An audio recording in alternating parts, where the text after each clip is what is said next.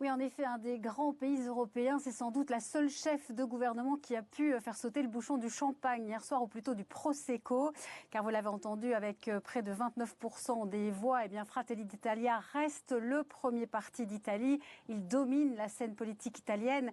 Giorgia Meloni laisse loin derrière elle ses deux alliés au gouvernement, Matteo Salvini de la Lega, qui en 2019 avait fait 34% des voix, s'arrête à 9%, et Antonio Tajani, l'autre leader de droite, lui aussi prend 9% avec son parti Forza Italia, l'ancienne formation de Silvio Berlusconi. Alors c'est vrai que Giorgia Meloni stabilise en tous les cas son gouvernement.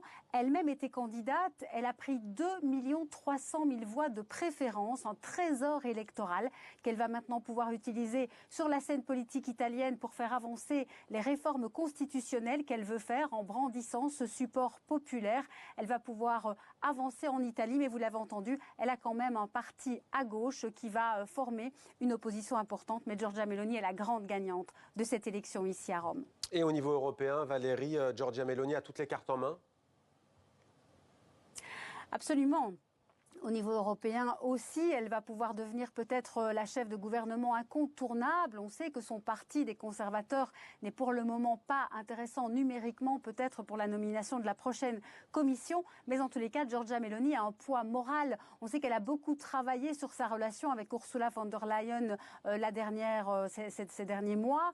Elle a aussi beaucoup travaillé pour gommer son image d'extrémiste de droite et de néofasciste et pour imposer ce qualificatif de conservatrice. Elle va donc continuer. En tous les cas, jeudi, elle va inaugurer le sommet du G7 dans les Pouilles. Elle aura sans doute un grand sourire face à Emmanuel Macron et à Olaf Scholz. Giorgia Meloni qui s'impose en quelque sorte comme une figure sur la scène internationale.